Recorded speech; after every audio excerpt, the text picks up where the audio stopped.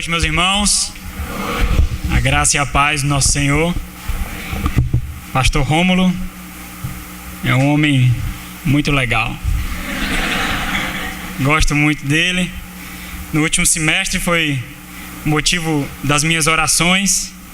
Ele chegou no semestre dizendo: esse semestre não vai ser brincadeira. Vai ser pesado. Toda noite eu chegava em casa e dizia: meu amor, vamos orar. Vamos orar para quebrantar o coração do pastor Rômulo.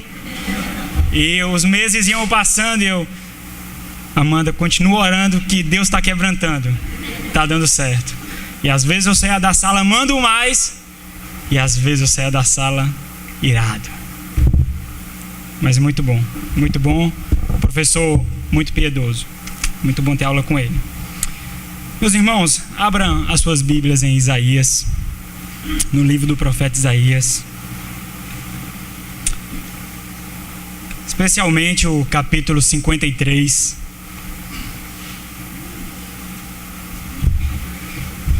Gostei muito dos louvores aqui cantados. Acho que encaixou direitinho com o que nós vamos estudar hoje. Antes de ler essa passagem, que por si só já diz o título, o sofrimento vicário do servo do Senhor, o sofrimento do servo sofredor em nosso favor.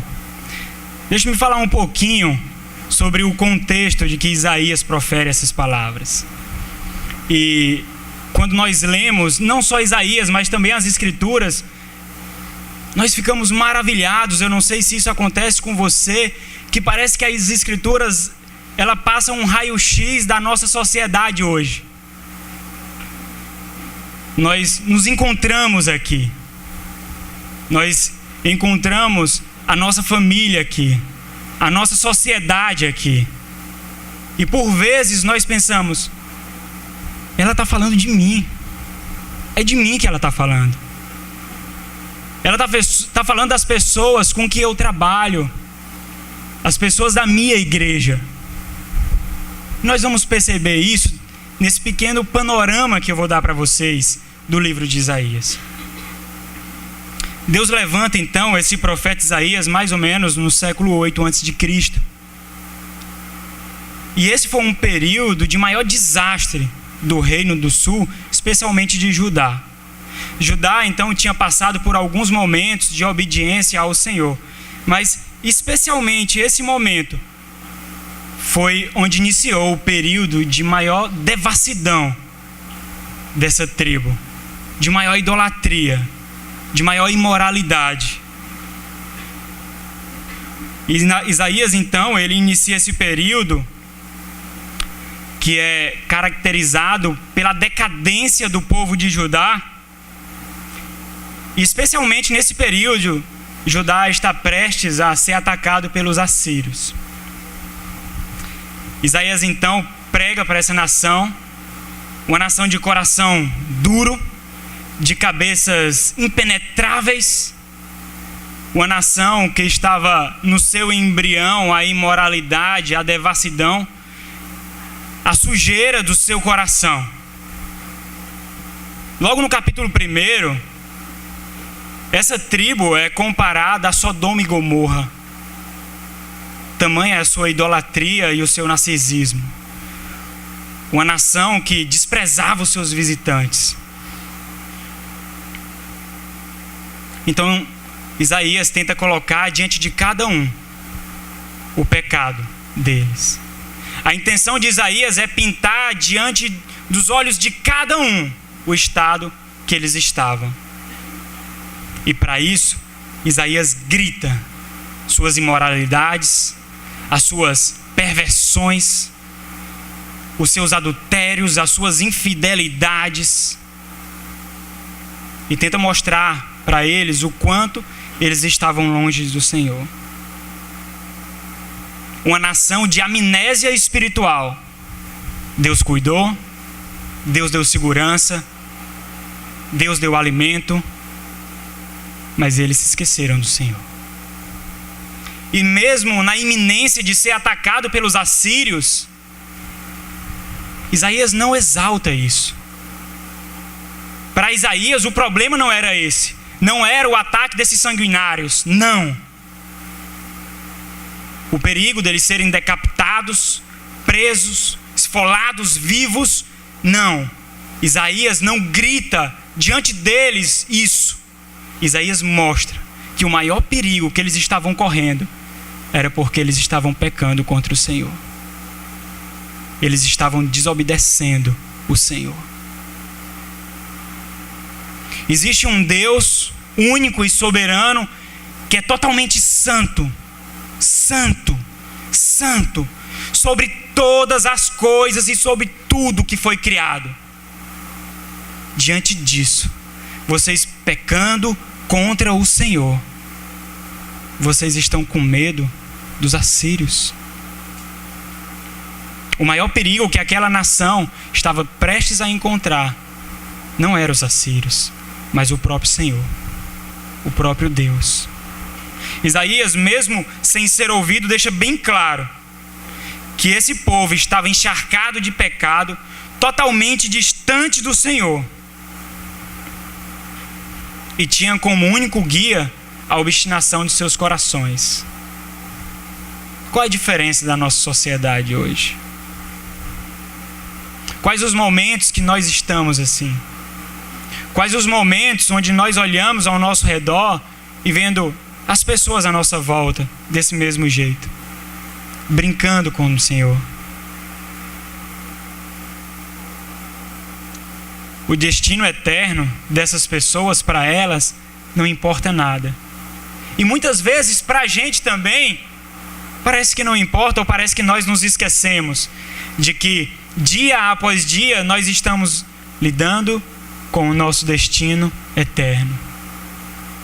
E mesmo nas coisas mais simples, seja no estudo, seja no trabalho, nós estamos construindo a nossa eternidade, seja com o Senhor ou distante do Senhor.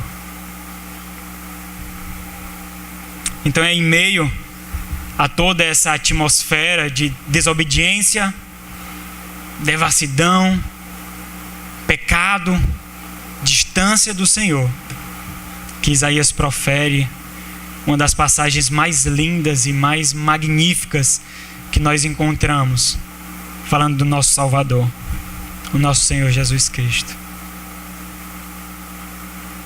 E é justamente aqui que ele responde à pergunta: como Deus poderia ter a sua ira satisfeita e mesmo assim justificar um povo rebelde sem exterminá-los? Como? Como Deus pode resolver essa equação? Como ele pode fazer isso? O Senhor então demonstra o seu amor. É o que nós vamos ler em Isaías 53. A oferecer um justo, um servo, fiel, amoroso, em completo amor, que viria em obediência ao Senhor, para pagar o preço pelos nossos pecados, para pagar aquilo que nenhum outro tinha capacidade de pagar, nem nós mesmos. Então é onde ele inicia esse texto. Vamos ler juntos. Isaías 53. Quem creu em nossa pregação, e a quem foi revelado o braço do Senhor, porque foi subindo como renovo perante ele, e como raiz de uma terra seca, não tinha aparência nem formosura. Olhámo-lo, mas nenhuma beleza havia que nos agradasse. Era desprezado e mais rejeitado entre os homens, homem de dores e que sabe o que é padecer. E como um de quem os homens escondem o rosto, era desprezado e dele não fizemos caso. Certamente ele tomou sobre si as nossas enfermidades e as nossas dores levou sobre si. E o castigo que nos traz a paz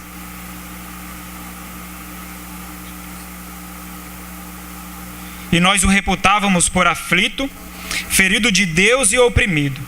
Mas ele foi traspassado pelas nossas transgressões e moído pelas nossas iniquidades. O castigo que nos traz a paz estava sobre ele, e pelas suas pisaduras fomos sarados. Todos nós andávamos desgarrados como ovelhas, cada um se desviava pelo caminho, mas o Senhor fez cair sobre ele a iniquidade de todos nós. Ele foi oprimido e humilhado, mas não abriu a boca. Como cordeiro foi levado ao matadouro, e como ovelha muda perante os seus tosqueadores, ele não abriu a boca.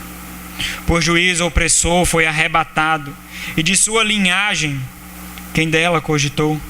Porque foi cortado da terra dos viventes. Por causa da transgressão do meu povo, foi ele ferido. Designaram-lhe a sepultura com os perversos, mas com o rico esteve na sua morte, posto que nunca fez injustiça, nem dolo algum se achou em sua boca. Todavia ao Senhor agradou moê-lo, fazendo-o enfermar. Quando der ele a sua alma como oferta pelo pecado, verá a sua posteridade e prolongará os seus dias, e a vontade do Senhor prosperará nas suas mãos.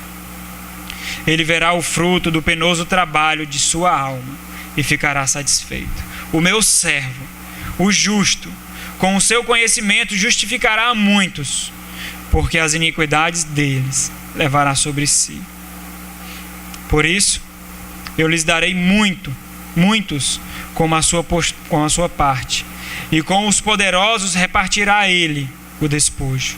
Porquanto derramou a sua alma na morte, foi contado com os transgressores, contudo, levou sobre si o pecado de muitos, e pelos transgressores intercedeu.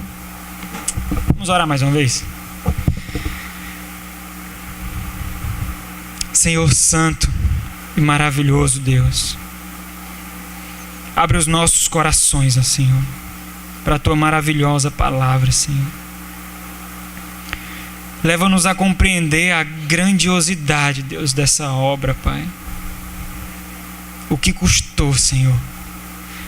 O que custou para as nossas vidas, ó Pai? O que custou para a nossa eternidade, Senhor?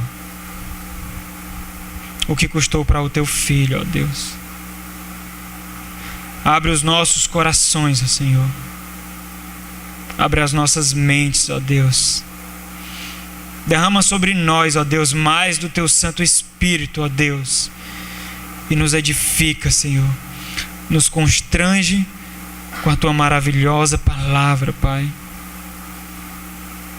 Ajuda-nos, Senhor, a compreender, ó Pai, um pouco mais da Tua graça.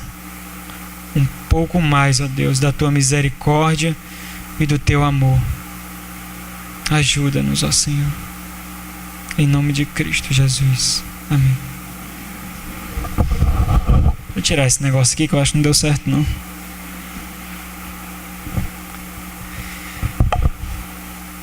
Um servo deveria pagar, meus irmãos.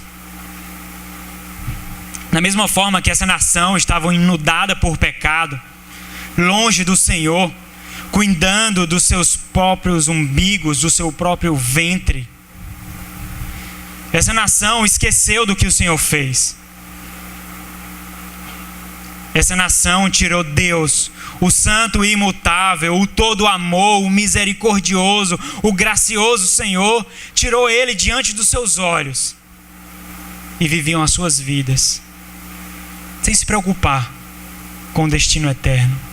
Talvez, como muitas igrejas pregam hoje, o reino era aqui, agora, naquele instante.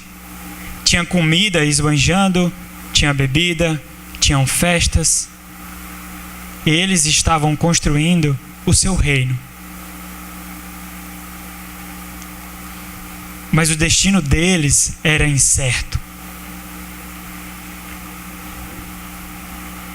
Eles pecaram contra o Senhor. Eles estavam agredindo a santidade do Deus 3 vezes santo. E alguém deveria pagar.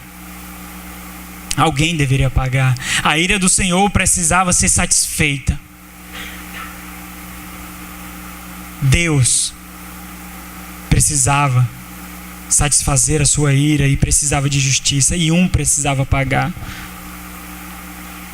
Então Isaías responde que o servo deveria ser levantado, mas isso iria custar caro. Esse servo deveria pagar pela salvação desse povo. E nós vamos ver, meus irmãos, como esse servo iria pagar. Do versículo 1 até o versículo 3, o texto mostra que esse servo, ele deveria sofrer primeiro desprezo e insignificância. Diz assim o texto: quem creu em nossa pregação e a quem foi revelado o braço do Senhor. Outra versão diz: quem diria que o Senhor estava agindo? Versículo 2: porque foi subindo como renovo perante ele, e como raiz de uma terra seca. Não tinha aparência nem formosura. Olhámo-lo, mas nenhuma beleza havia que nos agradasse. Era desprezado e o mais rejeitado entre os homens, homem de dores e que sabe o que é padecer. E como um de quem os homens escondem o rosto, era desprezado e dele não fizemos caso. O Salvador então deveria vir como rei, em plena glória, um santo Senhor.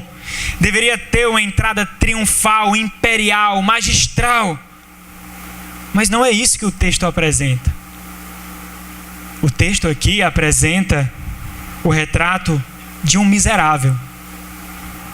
Seria esse o Senhor?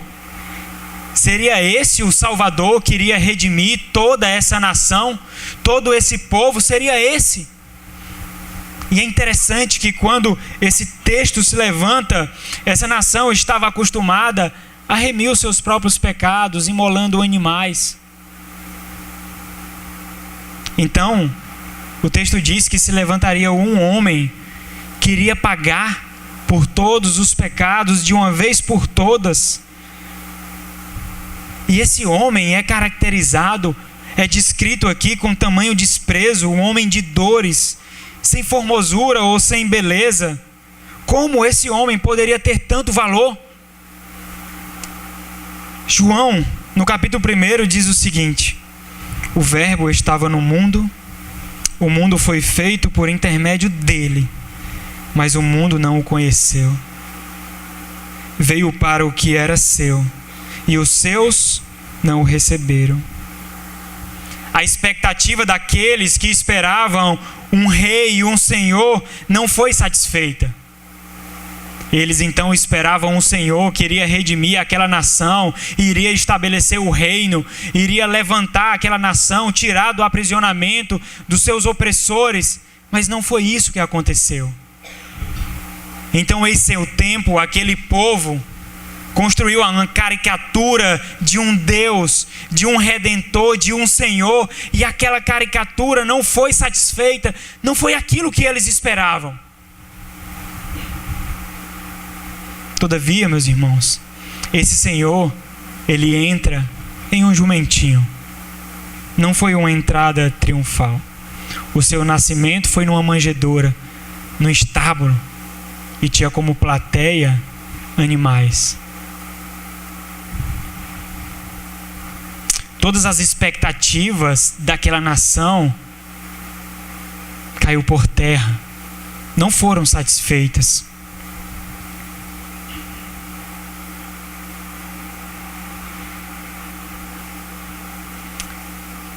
Assim como aquela nação construiu um rei, um salvador, dentro daquela comunidade, dentro de si mesmo, é impressionante como nós temos esse poder, ou temos essa imaginação, ou o pecado nos afeta de tal forma que nós somos capazes de construir esses ídolos dentro de nós e colocamos nele o nome de Deus, o peso de Deus, o peso do Senhor.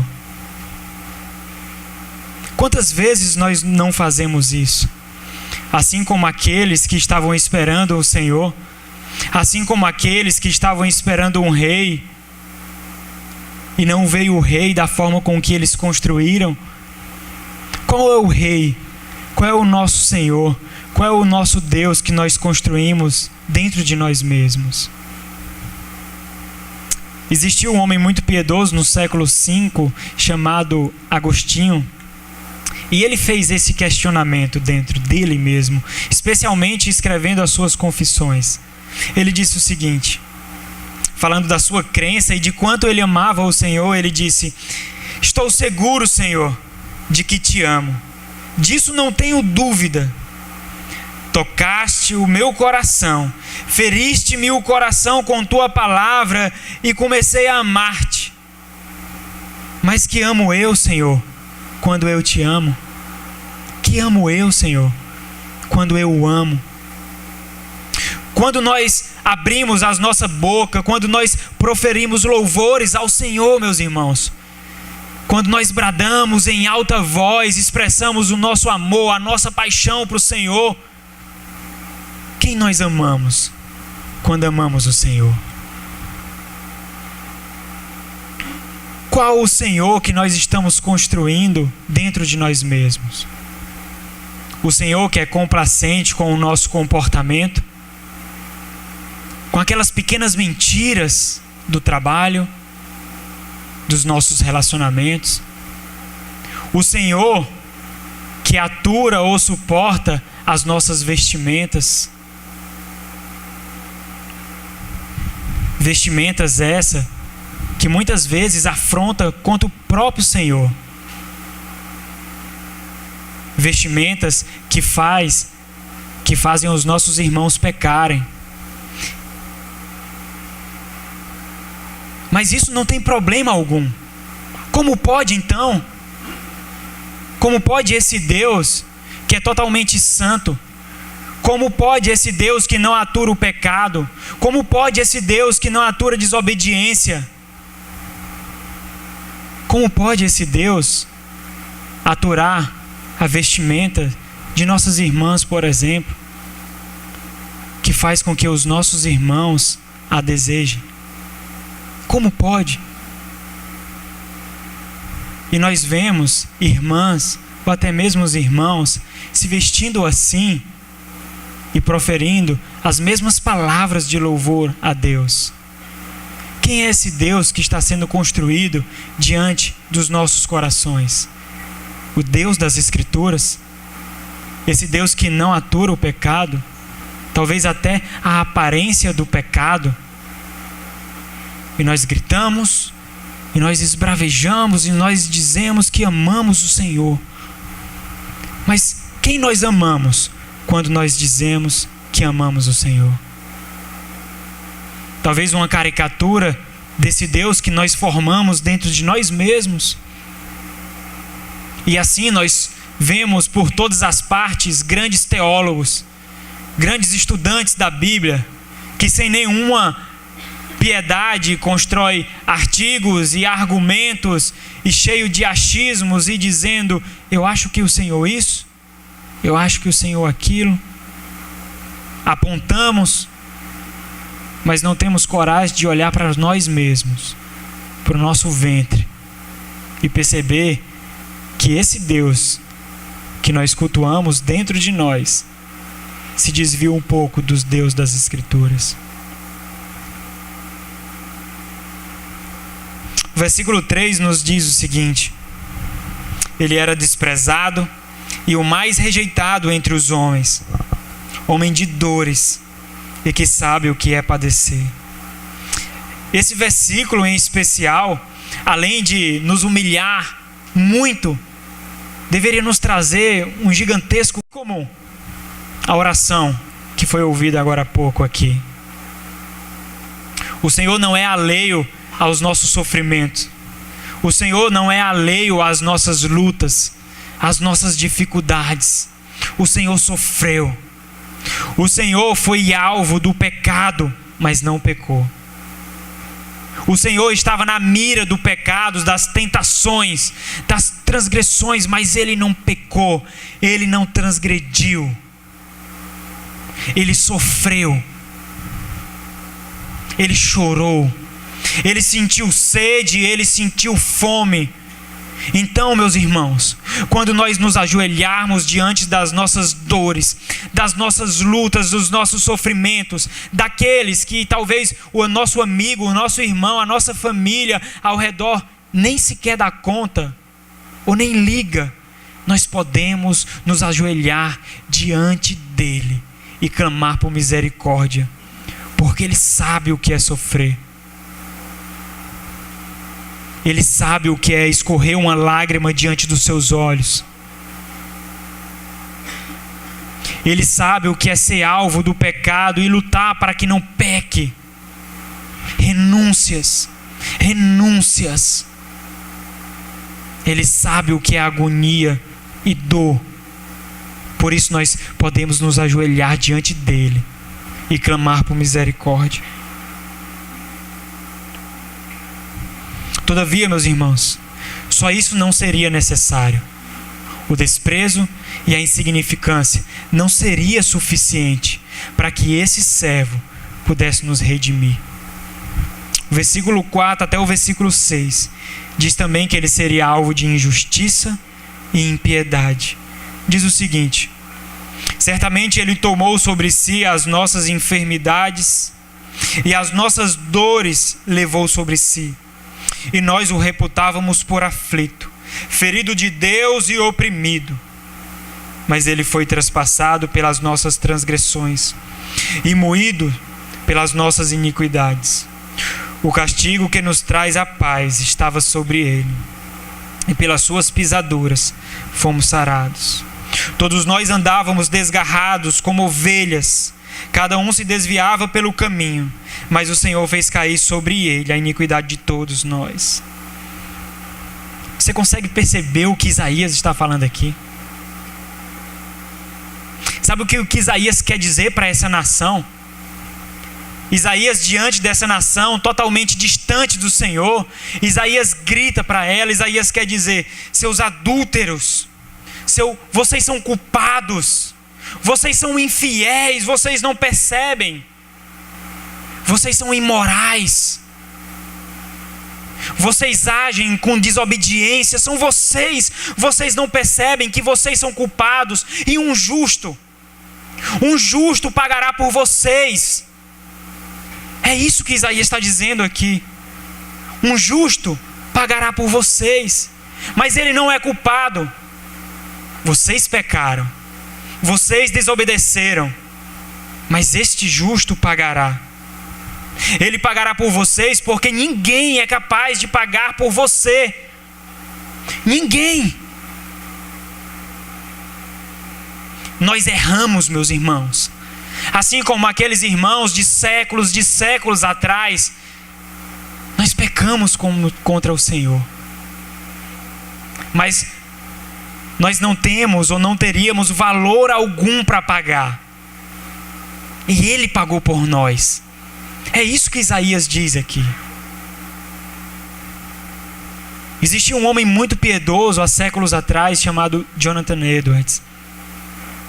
Quando ele lia passagens como essa, ele olhava para dentro de si e dizia: quando olho para o meu coração e enxergo minha iniquidade, ele parece um abismo infinitamente mais profundo do que o próprio inferno.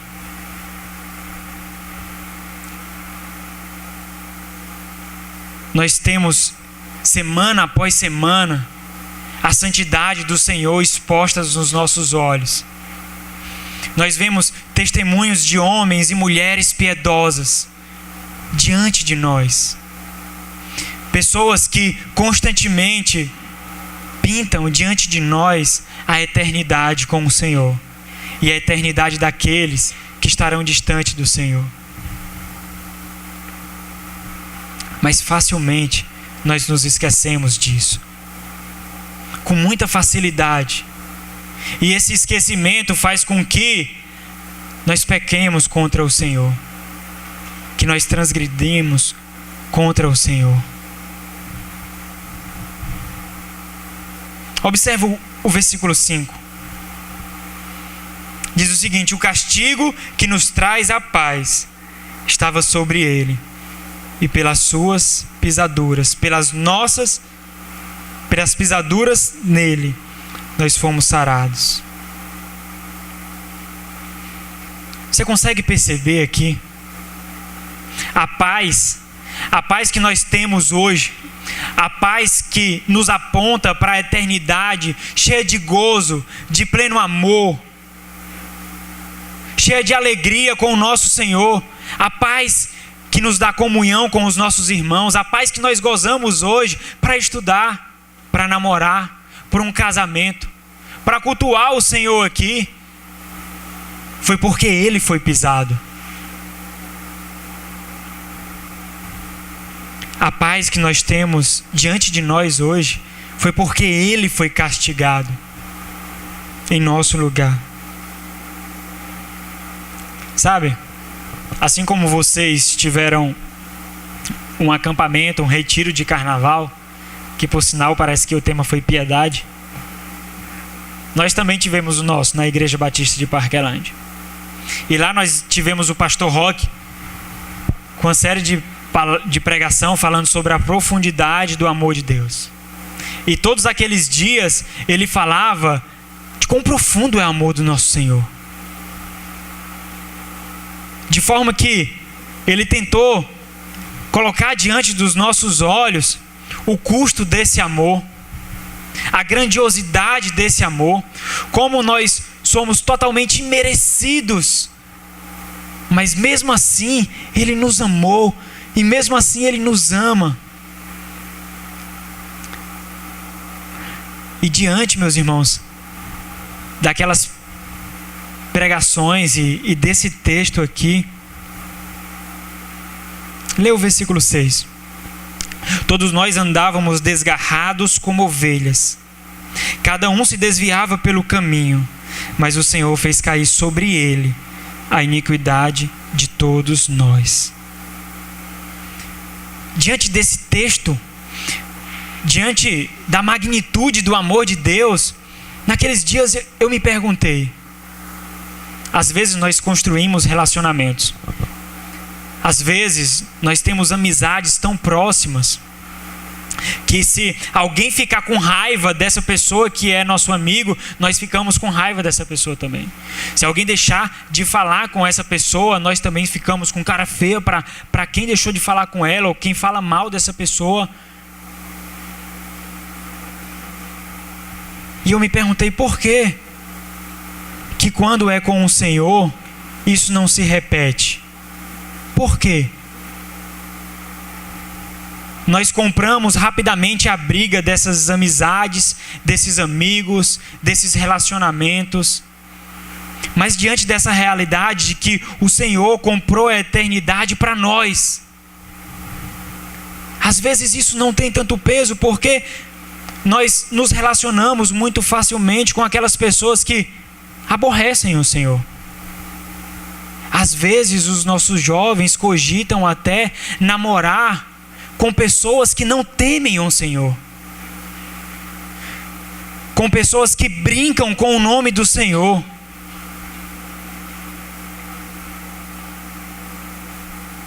Mas o Senhor olhou para nós e nos amou de tal forma, ao ponto de pagar o preço para a nossa eternidade. E nós não temos muitas vezes o mesmo zelo que nós temos de uma amizade com a outra, de um relacionamento com o outro, em relação a nós e o Senhor.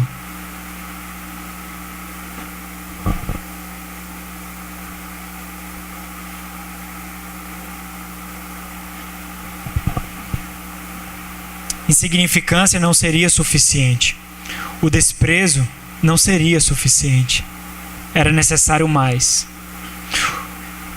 Para que o nosso destino eterno com o Senhor fosse comprado, algo mais deveria ser pago. Então, o nosso Senhor deveria sofrer mais flagelos, escárnios e abandono. É o que diz o verso 7 ao verso 9. Diz o seguinte: Ele foi oprimido e humilhado, mas não abriu a boca.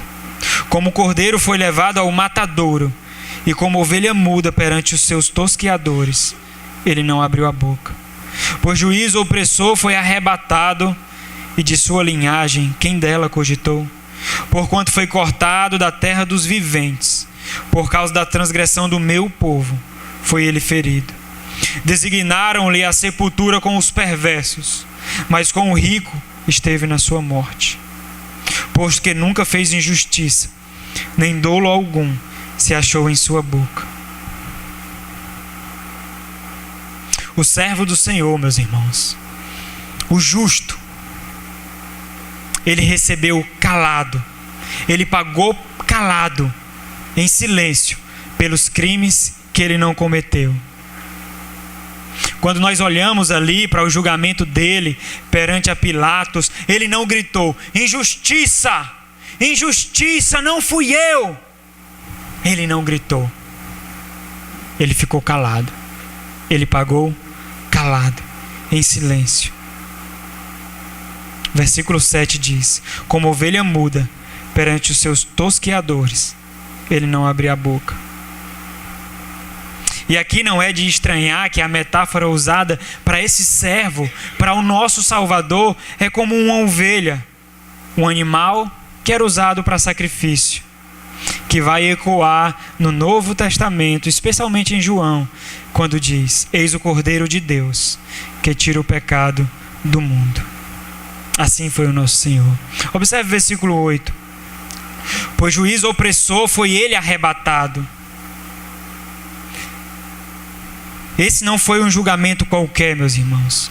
O caminho da cruz que Jesus percorreu não foi um caminho qualquer. A palavra utilizada aqui para opressor não é uma palavra que acaba em si mesmo de uma simples perversidade, mas essa palavra também é usada como esterilidade. A ideia aqui é que o Senhor, ele foi pisoteado, foi humilhado, foi maltratado de tal forma que era para ele ter sido exterminado, extinguido. Por juízo opressor foi ele arrebatado. A ideia aqui é de extermínio.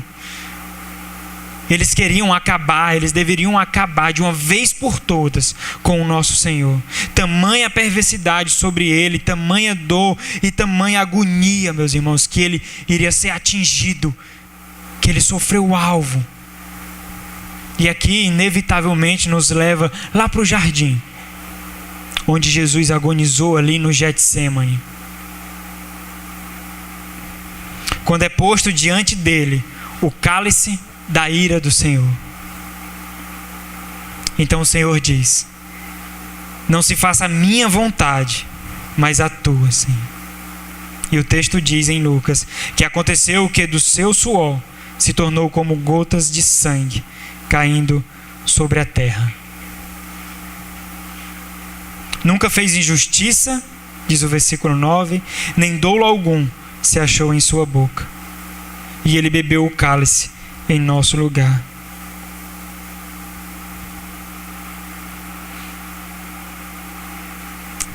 Isso aqui me leva a pensar algumas vezes o quanto nós murmuramos diante do Senhor. O Senhor pagou o preço pelos nossos pecados. O Senhor foi pisoteado, o Senhor foi maltratado e suportou calado. E por muito menos nós pagamos, nós murmuramos. Se fosse você diante daquele julgamento, se fôssemos nós diante daquilo, rapidamente nós gritaríamos: injustiça, não foi eu, eu não sou o culpado, foi outro, são eles, não eu. Mas ele suportou calado. Ele suportou calado. Findando então o texto, meus irmãos, nós vemos que isso não era o bastante. Isso não era o suficiente. Era necessário ainda mais. Do versículo 10 ao versículo 12 diz que o servo então seria objeto da satisfação da ira de Deus. Contudo, ele colheria o fruto do penoso trabalho da sua alma. Olha o que o texto diz: todavia ao Senhor agradou moê-lo, fazendo-o enfermar. Foi da vontade do Senhor esmagá-lo e fazê-lo sofrer, é o que diz outra linguagem. Quando Quando der ele a sua alma como oferta pelo pecado, verá a sua posteridade e prolongará os seus dias, e a vontade do Senhor prosperará nas suas mãos. Ele verá o fruto do penoso trabalho de sua alma e ficará satisfeito. O meu servo, o justo, com o seu conhecimento justificará muitos, porque as iniquidades deles levará sobre si. Versículo 12. Por isso, eu lhes darei muitos como a sua parte, e com os poderosos repartirá ele o despojo, porquanto derramou a sua alma na morte. Foi contado com os transgressores, contudo, levou sobre si o pecado de muitos, e pelos transgressores intercedeu. A ira do santo Deus estava sendo derramada sobre ele. A ira de Deus estava sendo derramada sobre ele.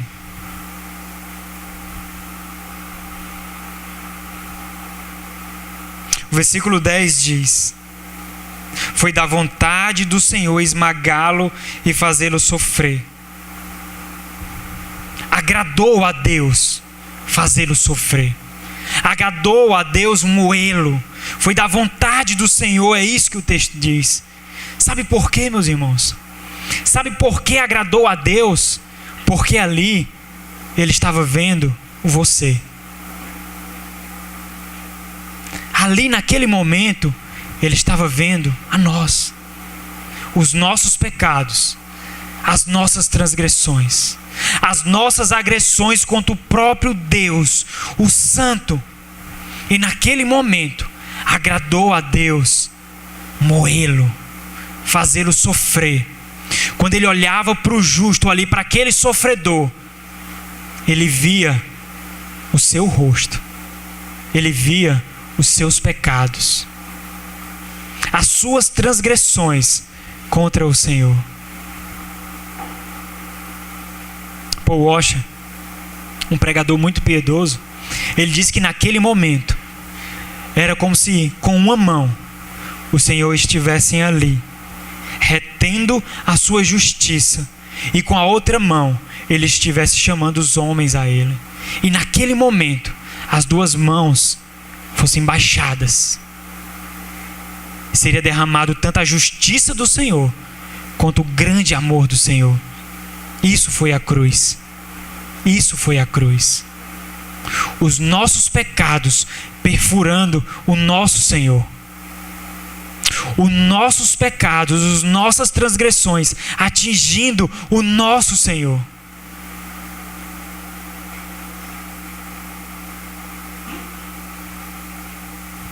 Qual foi o custo disso? A ira de Deus sobre Cristo. Desprezo, insignificância, injustiça, impiedade, flagelos, escárnios, abandono, humilhação. Esse foi o preço. Esse foi o preço pago por nós.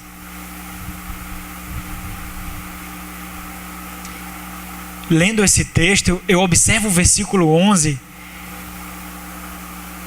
Isso me faz refletir de uma forma tão profunda. Perceba o versículo 11, ele diz, ele, o servo, o sofredor, verá o fruto do penoso trabalho de sua alma e ficará satisfeito.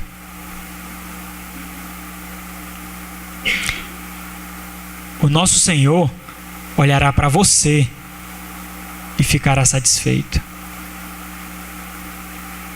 Será que isso é possível? Será que o Senhor pode olhar para você hoje e dizer que você foi o fruto do penoso trabalho de sua alma e Ele ficar satisfeito com isso?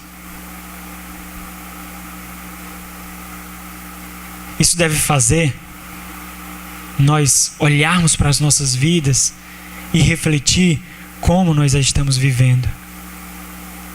Será que o Senhor pode olhar para mim?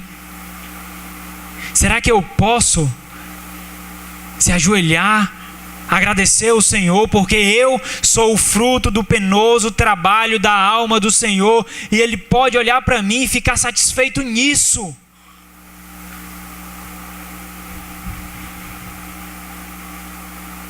O verso 11 continua: o meu servo,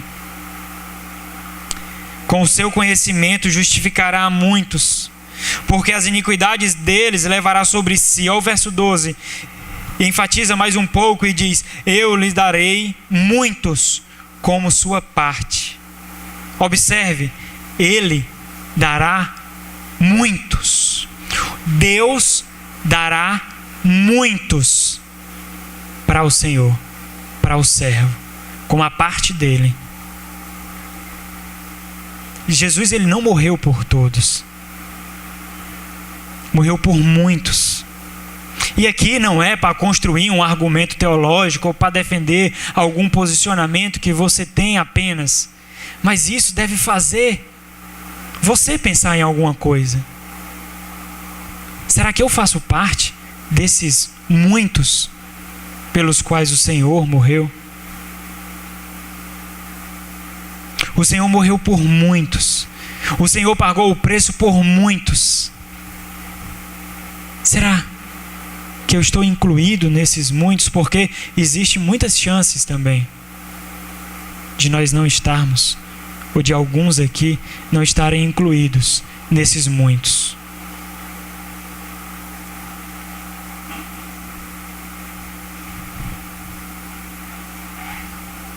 Observa o versículo 12.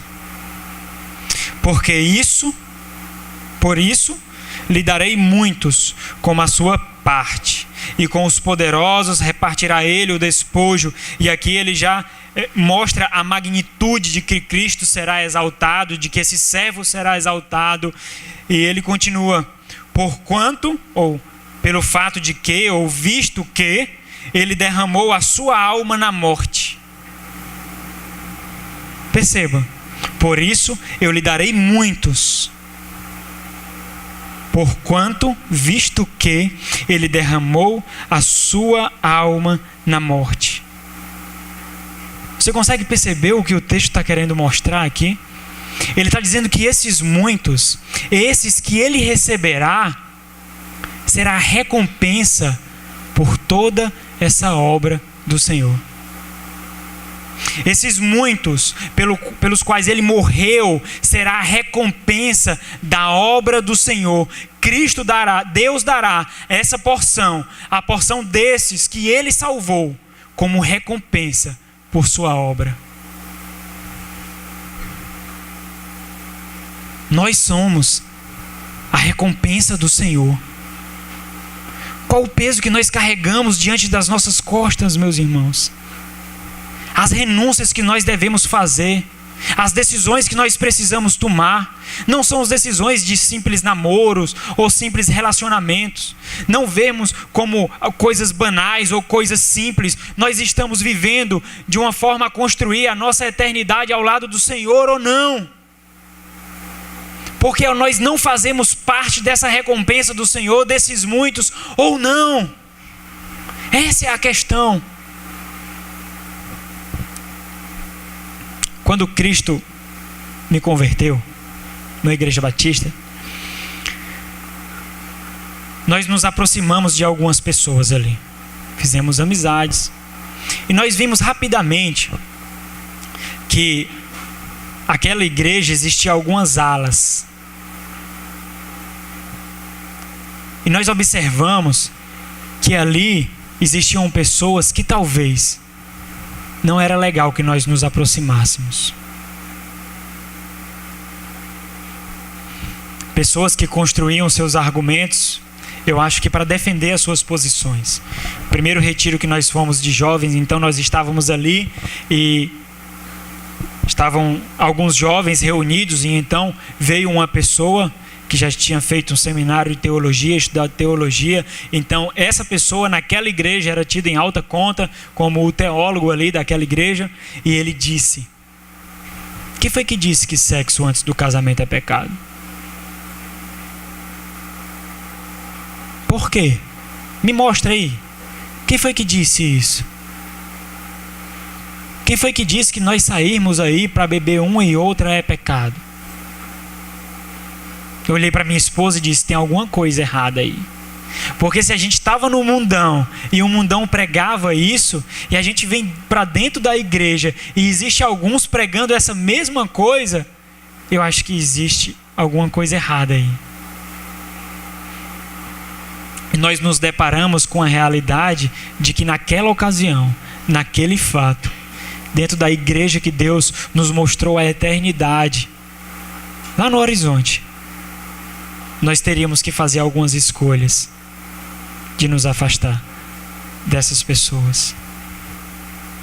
Se dentro da igreja, meus irmãos, nós podemos conhecer pessoas assim, quanto mais essas amizades que nós alimentamos aí afora, quanto mais aquela jovem garota ou aquele jovem garoto que abomina o Senhor, e os nossos olhos, ou os olhos dos solteiros e das solteiras, brilham. E as suas teologias são formuladas para que isso seja abarcado. Não são apenas decisões de namoro com crente ou descrente. Não são apenas decisões de fazer aquilo ou isso outro. Nós somos marcados como sendo a recompensa, o penoso fruto da obra sofredora de Cristo. Olha que magnitude isso. O Senhor então olha para nós e Ele fica satisfeito com o penoso trabalho da sua alma. Ele fica satisfeito.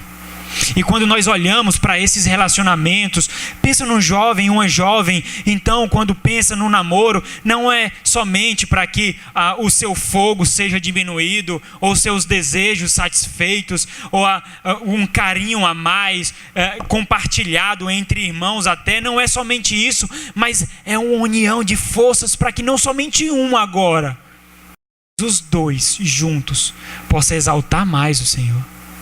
Eu exaltava o Senhor sozinho, eu maravilhava o Senhor, magnificava o Senhor sozinho. Agora não sou mais eu apenas, mas nesse relacionamento nós dois podemos caminhar junto, apontado para um matrimônio e dizer: nós dois juntos agora podemos exaltar o nome de Cristo. Nós dois juntos. E talvez essas decisões ou essas construções que nós fazemos dos nossos pensamentos não seja tão simples assim. Porque talvez você foi a recompensa pela obra sofredora de Cristo.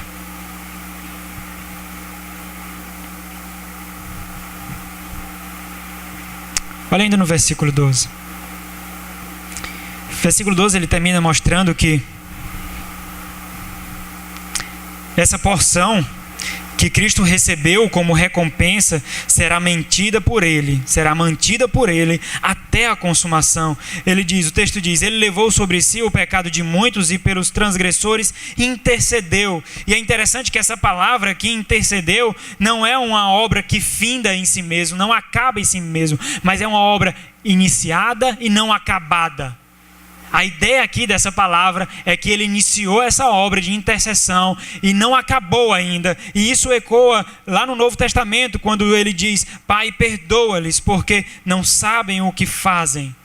Então aqueles pelos quais Cristo morreu, será mantido por ele até a consumação. Até a consumação, meus irmãos. Quando nós tropeçamos e quando nós nos levantamos, é o próprio Espírito Santo de Deus que nos ergue, porque nós estamos sendo mantidos pelo Senhor. E quando nós sentimos desejo de fazer algo que às vezes é até louvável diante dos homens, é até bom diante dos homens, mas nós não fazemos, é porque assim Deus não permite, porque talvez isso irá nos distanciar do Senhor. E acreditando na soberania do nosso Senhor, de que nenhuma folha cai sem que assim Ele permita, nós acreditamos também, como diz as Escrituras, que todas as coisas cooperam para o bem daqueles que amam o Senhor. Então nós querendo ou não fazer aquilo que nós queríamos, Ele irá fazer o melhor para nós. Ele irá nos levar até a eternidade ao seu lado.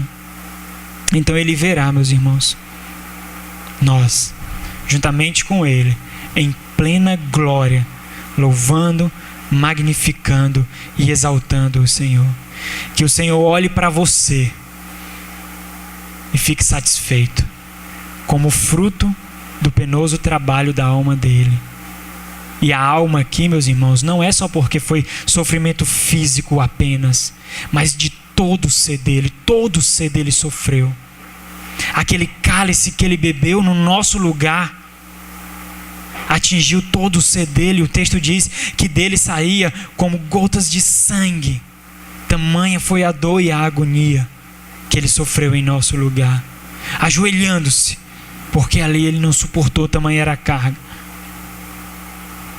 Talvez isso seja uma baliza pela qual nós possamos medir os nossos relacionamentos, os nossos empregos, os nossos trabalhos, como nós nos comportamos na academia, na faculdade, com os nossos pais, com os nossos irmãos. Vamos orar? Senhor Deus, eu agradeço muito ao Senhor, Pai, por Tua palavra. Agradeço muito ao Senhor, Deus, por Tua misericórdia, Pai. Se não fosse pela obra do Teu Filho, Senhor, se não fosse, ó Deus, o sangue de Cristo sobre nós, Pai, como o Senhor poderia olhar para nós e ficar satisfeito, meu Deus? Como, Senhor? Como nós poderíamos ser a recompensa, Pai, da obra do Teu Filho amado, Senhor? Não fosse cada gota derramada no sangue, no rosto de Cristo, Deus.